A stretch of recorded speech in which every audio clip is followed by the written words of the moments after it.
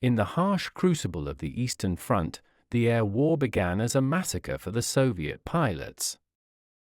The initial stages of Operation Barbarossa saw the Luftwaffe gain immediate and overwhelming air superiority. German pilots, many of them hardened veterans of the Western campaigns, flew superior aircraft with more effective tactics. The Soviet Air Force, or VVS, was still grappling with outdated doctrine and planes like the Polikarpov I-16 and MiG-3.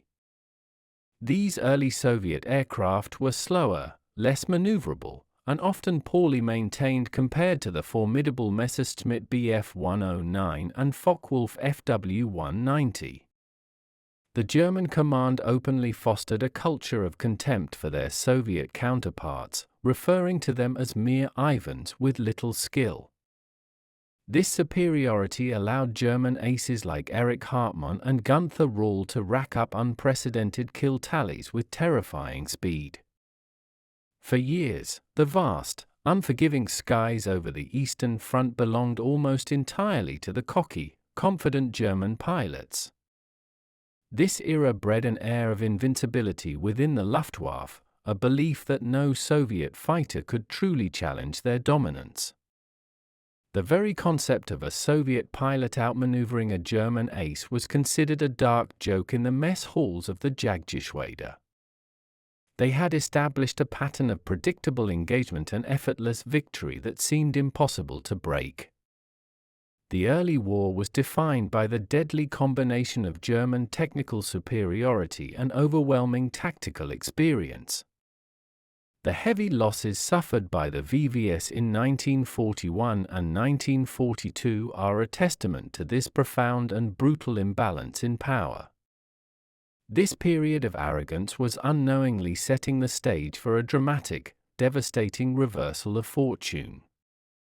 A new, secretive project was underway in the workshops of the Yakovlev Design Bureau that would soon shatter the German illusion. The tide was preparing to turn with the silent, sleek arrival of a truly modern Soviet interceptor. The fundamental problem for the VVS was not a lack of bravery, but a crippling deficit in aircraft performance. Soviet doctrine emphasized mass production over finesse, leading to a fleet of rugged but ultimately outclassed fighters. The VVS suffered from a high rate of pilot turnover, meaning many of their flyers lacked the advanced training of their German opponents. German aces had the luxury of fighting from altitude, diving on their targets, and then using their superior speed to disengage effortlessly. This boom and zoom tactic was practically invulnerable to the low-speed, turning Soviet fighters. Early war Soviet planes simply could not climb or accelerate fast enough to challenge the Germans on their own terms. The constant threat of superior German fighters created an exhausting, demoralizing environment for the Soviet pilots. Many Soviet engagements devolved into desperate, low-altitude turning fights, where the older planes were still at a disadvantage. The German pilots understood this technological gap and exploited it with a ruthless, professional efficiency. They often ignored the less threatening Soviet aircraft, focusing only on bombers or key targets, highlighting their disdain for the fighters. Stories circulated among the German units of Soviet planes catching fire easily or pilots making clumsy, predictable mistakes. This systemic mockery was a psychological weapon, compounding the very real physical danger in the air. The Soviet aviation industry recognized this crisis and poured immense resources into rapid technological advancement. They needed a plane that was not just a match for the Bf-109, but one that could decisively beat it in its most important phase of flight. The goal was to create a pure, uncompromised interceptor built specifically to dominate the low to medium altitude dogfight. Out of this urgent necessity, a sleek, unassuming new machine was born that promised to rewrite the rules of air combat. The concept of the lace was a cornerstone of the Luftwaffe's morale and propaganda machine. Pilots like Erich Hartmann, who finished the war with an astonishing 352 confirmed victories, became living legends.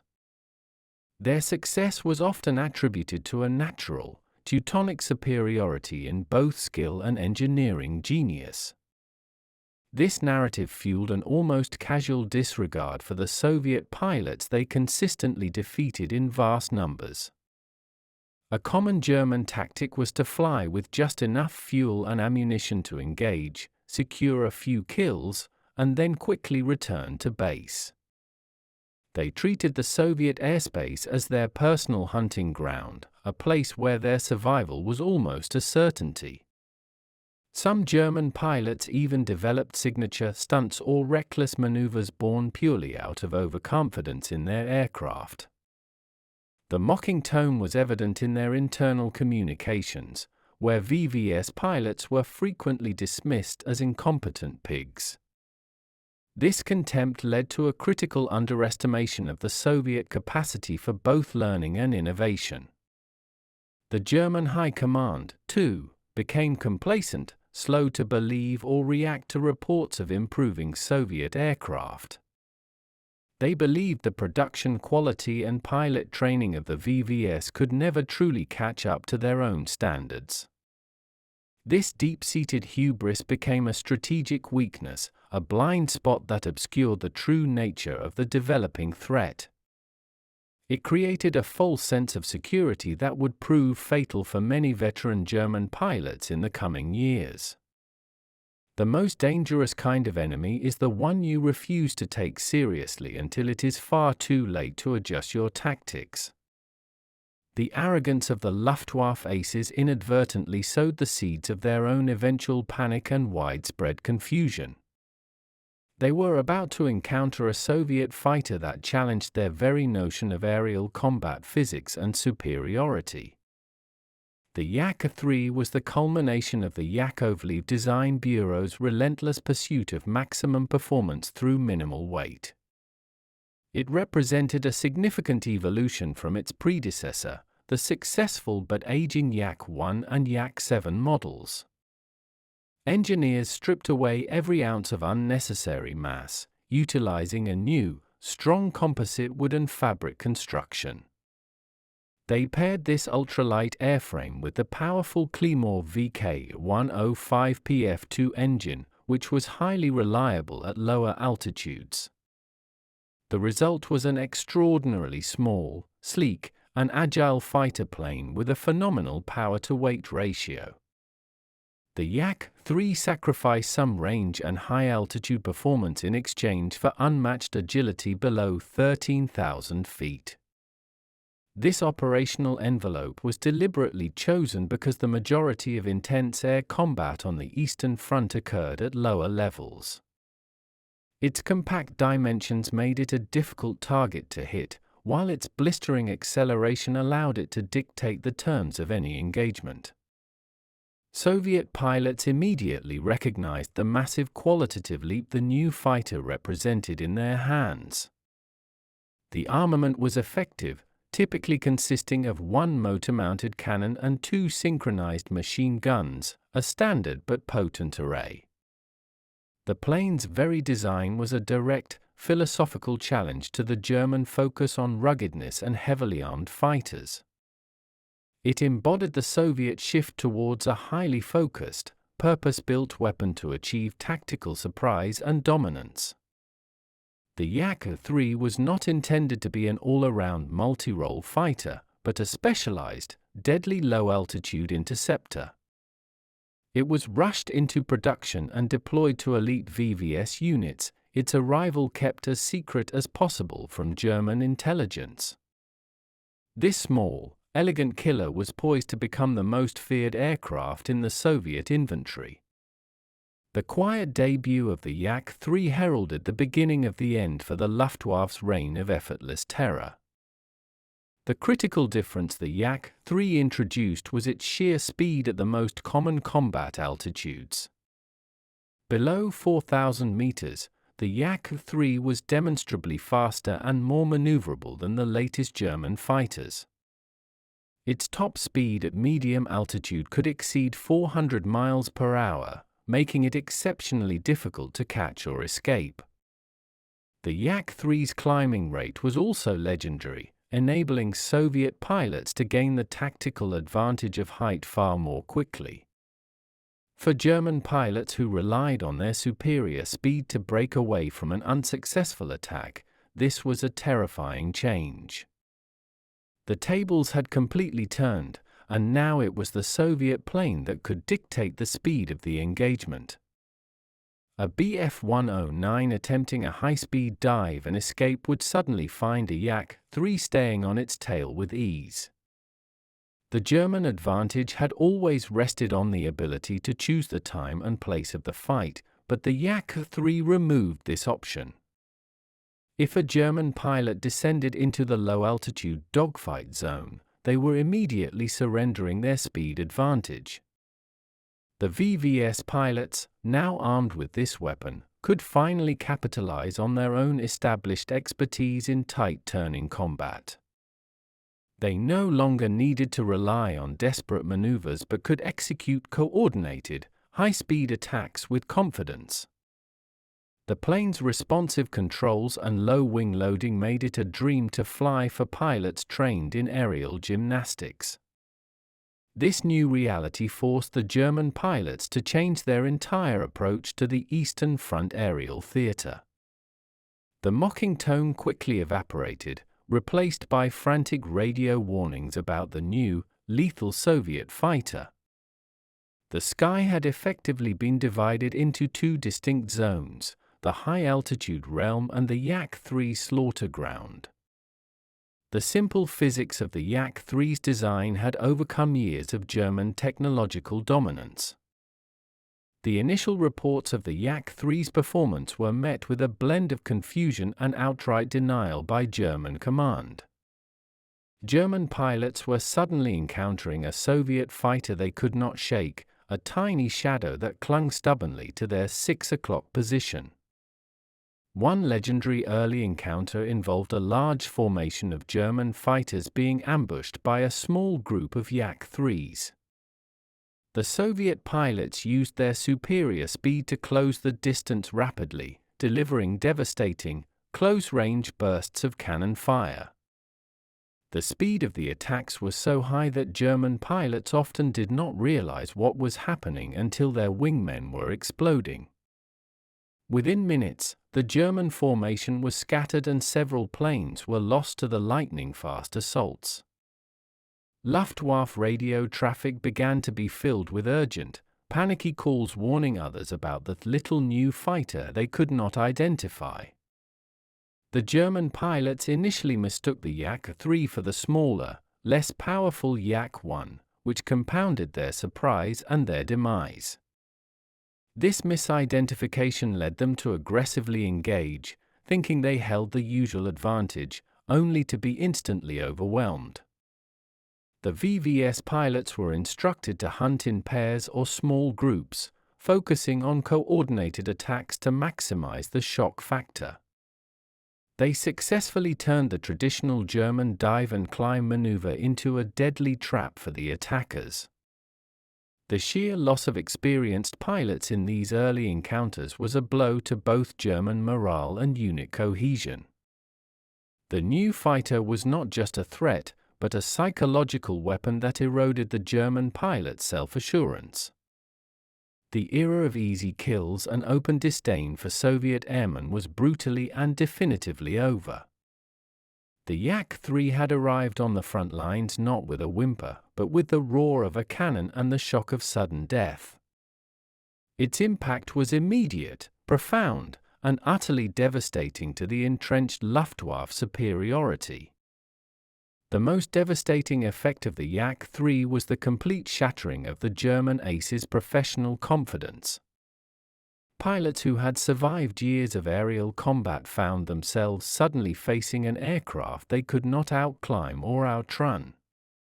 They were forced to break off engagements earlier, abandon familiar tactics, and fly with a new, unwelcome sense of caution. The psychological shift from being the undisputed predator to a potential victim was jarring and demoralizing for the elite pilots.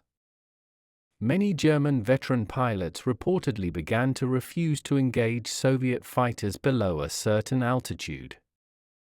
They quickly realized that dropping low to fight a turning battle meant committing near-certain suicide against the new Yakovlev.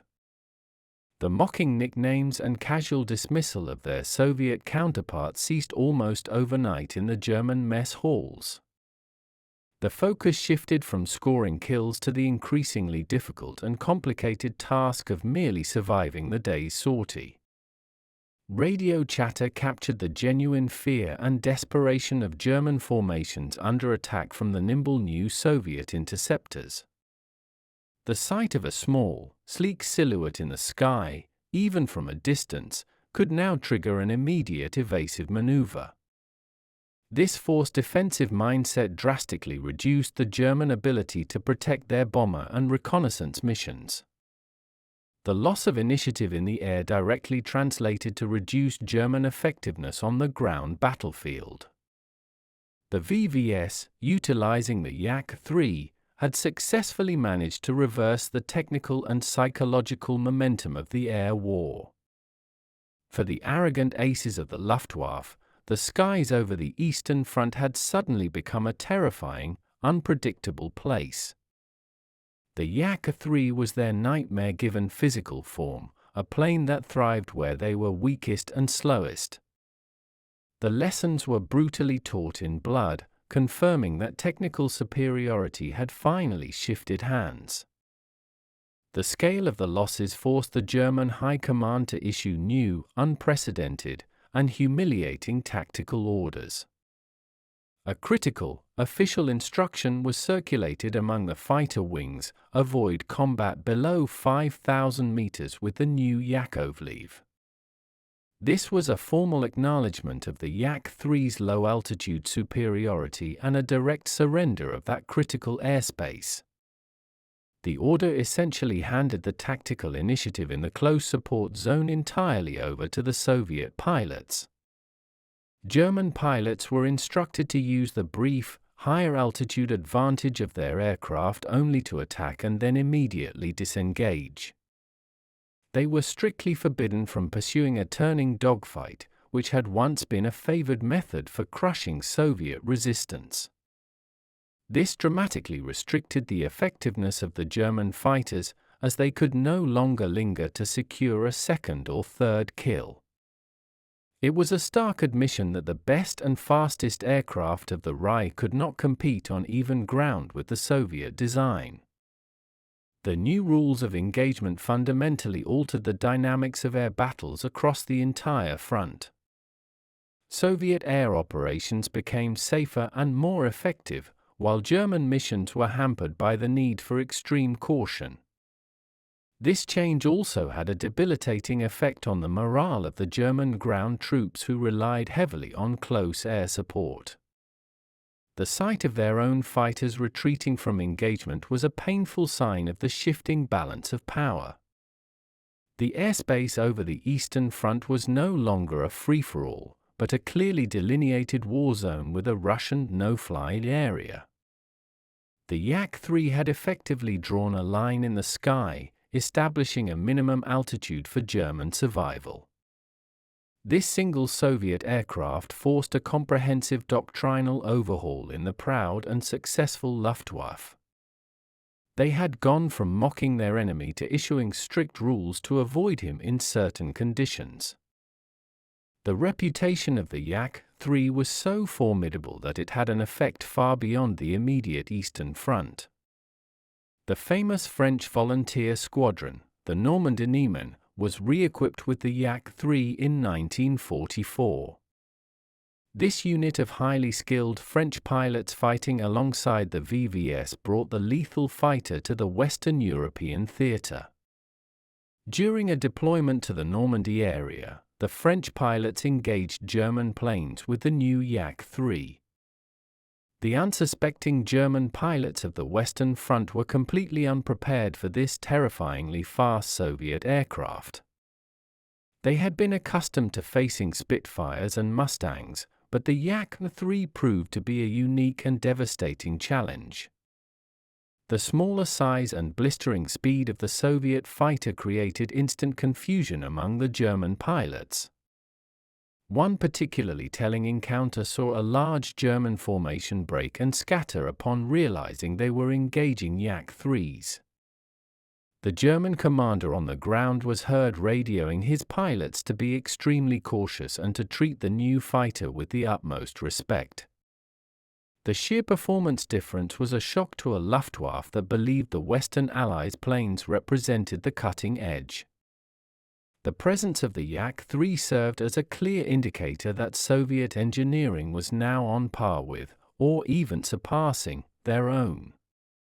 It demonstrated the fighter's universal excellence, proving it was not just a plane designed to beat one specific German model.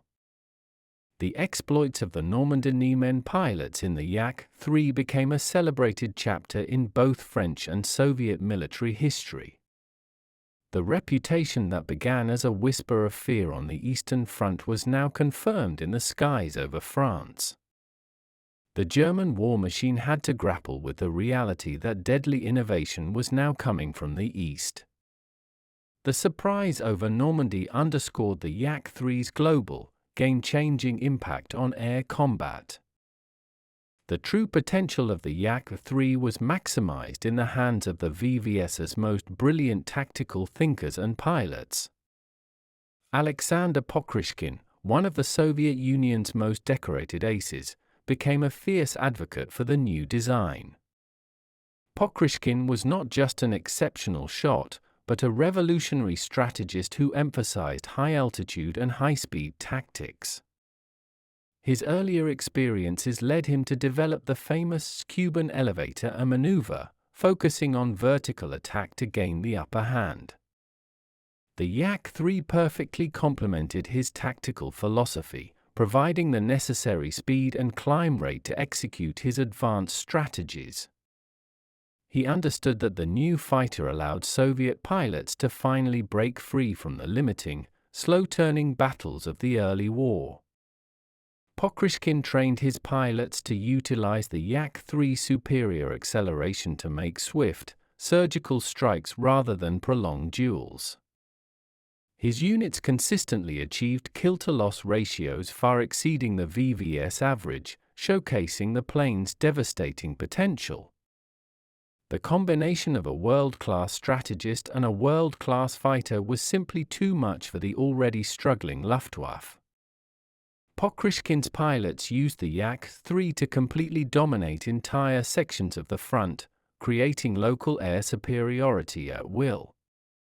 His relentless success provided a template for all other VVS units on how to best exploit the capabilities of the new Yakovlev aircraft. The legend of Pokryshkin and the reputation of the Yak-3 became inextricably linked in the annals of aviation history. He proved that the Soviet pilot, when given the right machine, was more than a match for any German ace. The plane became a symbol of Soviet ingenuity and the VVS's capacity to learn and adapt under intense pressure. Pokryshkin's masterful employment of the fighter solidified its status as a decisive turning point in the air war. The Yak-3, in his hands, was not just a plane, but a finely tuned instrument of strategic aerial warfare. The areas where Yak-3s were heavily deployed became known to the German pilots as the slaughter zone or the boneyard. The relentless attrition rate among the German fighter units operating in these sectors became unsustainable. The Luftwaffe was losing valuable, irreplaceable veteran pilots at a pace that its training schools could not hope to match. The loss of a highly experienced ace had a cascading effect on entire squadrons, further eroding the overall combat effectiveness. The German response was a reactive and desperate cycle of sending in less experienced pilots, who were then immediately destroyed by the Yak-3s. This spiral of decreasing experience and increasing losses contributed directly to the ultimate collapse of German air power in the East.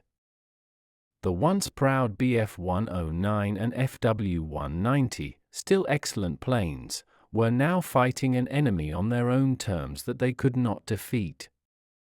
The Yak-3 had turned the skies into an unforgiving environment where German technical skill was often rendered irrelevant. The Soviet goal had shifted from merely surviving dogfights to systematically eliminating the German ace cadre. This focused campaign of aerial attrition was a strategic victory of the highest order for the Soviet Union. The slaughter was not just about the numbers, but about the irreversible destruction of the Luftwaffe's qualitative edge.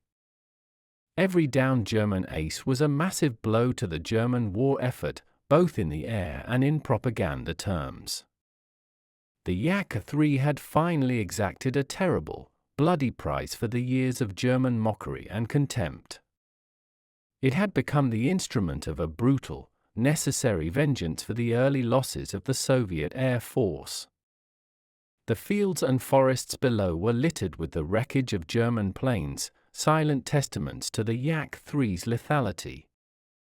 The balance of the air war was settled, not in a grand strategic maneuver, but in a series of punishing, close-range dogfights. The Yak-3 holds a place of distinction as one of the finest pure dogfighters of World War II, a true classic of Soviet aviation. It is often cited by military historians as the turning point that finally allowed the VVS to seize and maintain air superiority. The plane's design philosophy, maximum power, minimum weight, remains a timeless lesson in focused engineering excellence. Its success demonstrated that highly specialized, performance-driven fighters still held a vital role amidst the push for multi-role aircraft. The Yak-3 was a potent symbol of Soviet resilience and the nation's capacity for technological rapid advancement during wartime. For the Soviet pilots who flew it, the fighter was a beloved, reliable partner that offered an authentic chance of survival against the odds. It restored pride and confidence to the VVS, allowing them to fly and fight on terms of their own choosing for the first time. The aircraft is widely recognized by former enemies, with many German aces later acknowledging its terrifying speed and agility. The story of the Yak-3 is a powerful narrative of how innovation can overcome arrogance and complacency on the battlefield. Its service history remains a testament to the skill of the Yakovlev engineers and the bravery of the pilots who mastered its potential. The sleek, streamlined airframe now sits in museums, a quiet reminder of its furious, decisive role in the air war. The legend of the small fighter that chased the arrogant German eagles from the low skies is a permanent fixture in military history. It ended the period of German mockery and began the era of Soviet dominance that led directly to the eventual victory on the Eastern Front. The Yak-3 secured a legacy not just as a fighter, but as a genuine game-changer in the history of aerial warfare. Its compact design and lethal performance forever changed the perception of Soviet aircraft around the world. The ultimate irony is that the plane the Germans ignored became the machine that drove them from the skies.